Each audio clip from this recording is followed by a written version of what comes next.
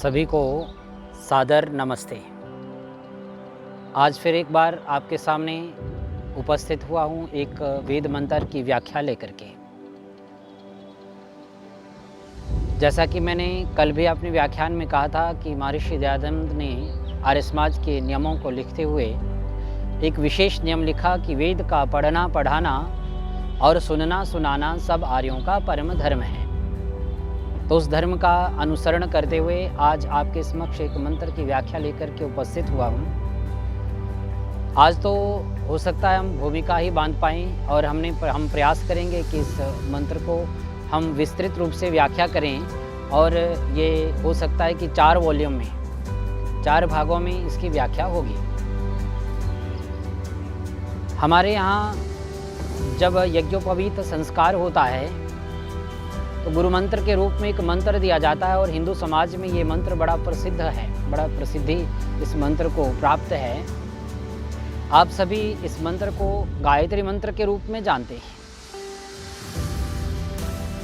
और बहुत सारे हिंदू समाज में भी बहुत सारे मत फैले हुए, उन मतों में भी गुरु मंत्र दिए जाते हैं और गुरु मंत्र की दीक्षा कान में धीरे करके बोल करके दी जाती है। और बोलते हुए बहुत सारे मतों में मैंने देखा, स्वाध्याय करते हुए देखा कि बहुत सारे मतों में कहा जाता है कि ये किसी को सुनाना नहीं, लेकिन अगर किसी को सुनाना नहीं तो वो अच्छी शिक्षा तो नहीं हो सकती। मेरे विचार से मैं किसी को अपने वाणी से, किसी अपने शब्दों से आघात नहीं पहुंचाना चाहता, लेकिन अगर उत्तम शिक्षा है तो वो सबको बतानी चाहिए और गलत शिक्षा है तो वो तो छिपाने की बात है। तो हमारे यहाँ वेद में किसी भी मंत्र को गुप्त नहीं रखा गया, सबके लिए। वेद तो सबके लिए है, सबके लिए ये वाणी ईश्वर ने प्रस्तुत की है। तो आए वेद वाणी के माध्यम से इस मंत्र की थोड़ी सी व्याख्या आपके सामने रख रहा हूँ। सबसे पहले तो हमें समझना होगा मंत्र होता क्या है। मंत्र शब्द का अर्थ ऋषियों ने बताया, मंत्र शब्द का अर्थ होता है विचार, और विचार समझ आना चाहिए। और मुझे लगता है अगर विचार समझ नहीं आया तो हम उसको अपने जीवन में कैसे उतार पाएंगे। विचार को सुनना, समझना और फिर जीवन में उसको आचरण में उतारना, तभी उसका लाभ मिल सकता है। कहा जाता है कि मंत्र में बड़ी शक्ति होती है और मंत्र शक्ति इतनी अद्भुत है कि मंत्र से हम बहुत कुछ प्राप्त कर सकते हैं।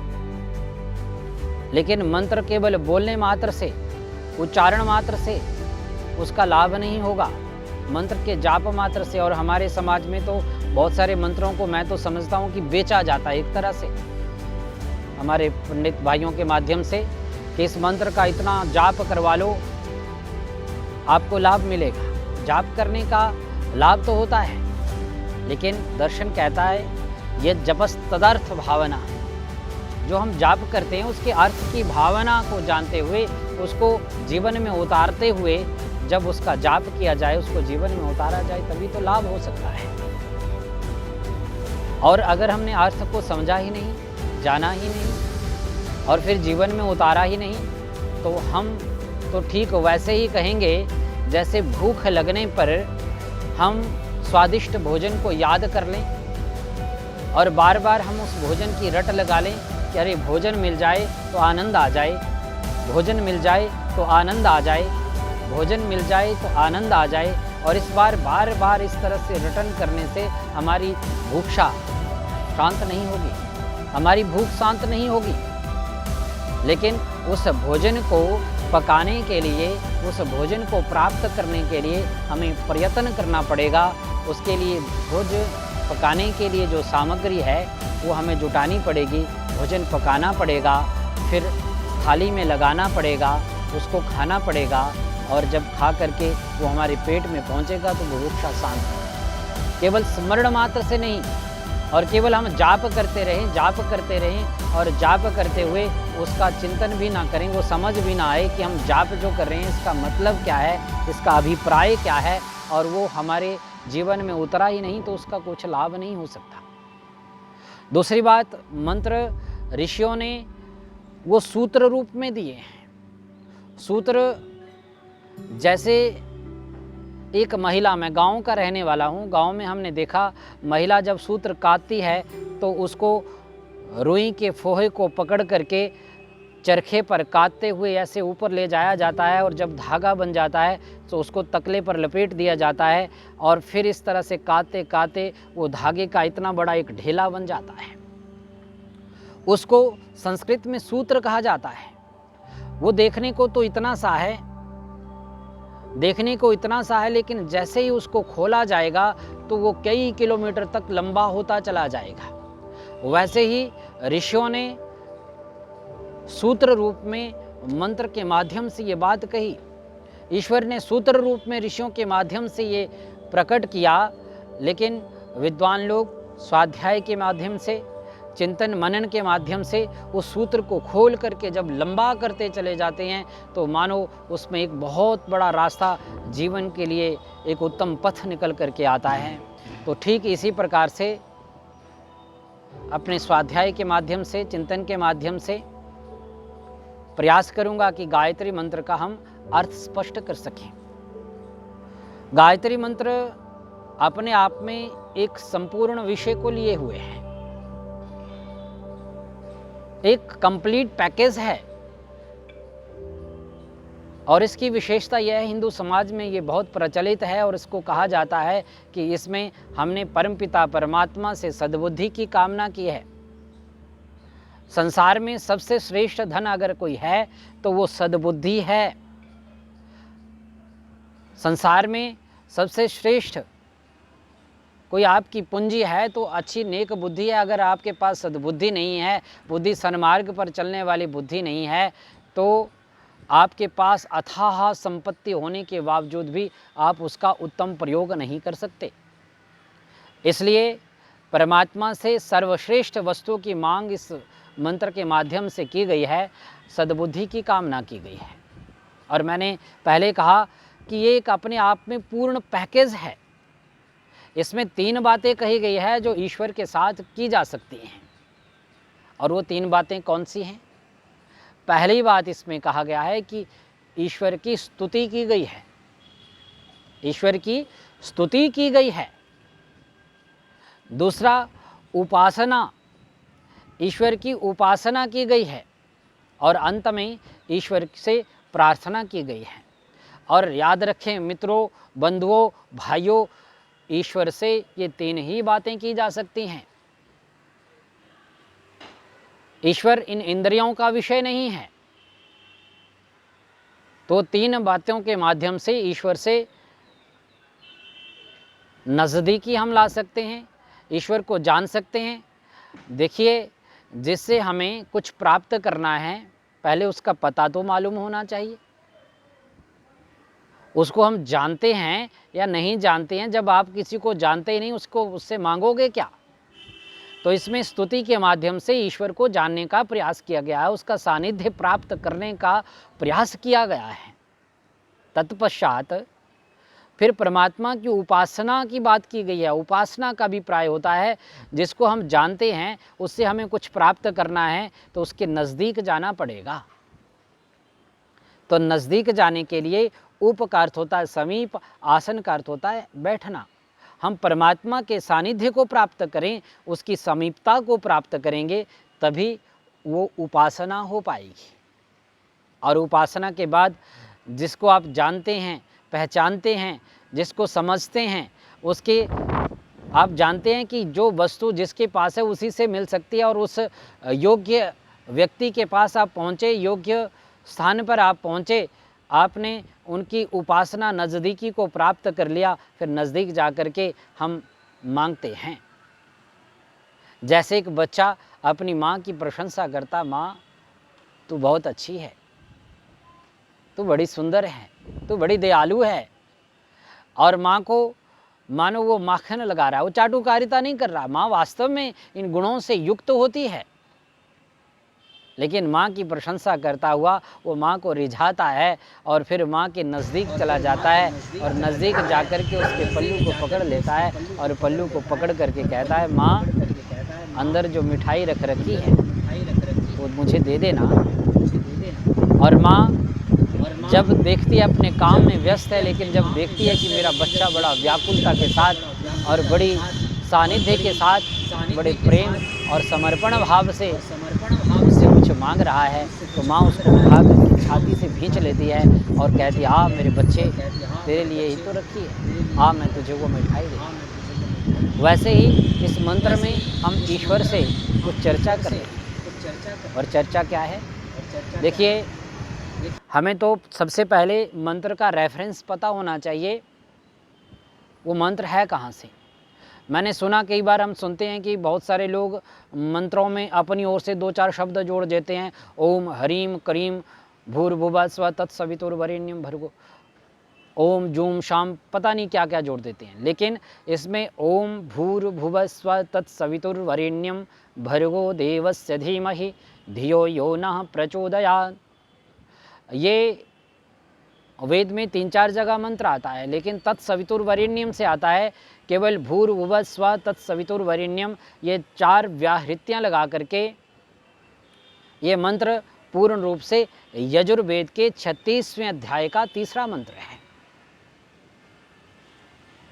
और इस मंत्र में कहा, ओम भूर्भुवः स्वः तत्सवितुर्वरेण्यं भर्गो देवस्य धीमहि धियो यो नः प्रचोदयात्। 3 बातें मैंने कही, इसमें ईश्वर की स्तुति की गई है और उसके बाद ईश्वर की उपासना की बात की गई है और उपासना के बाद अंत में प्रार्थना की गई है।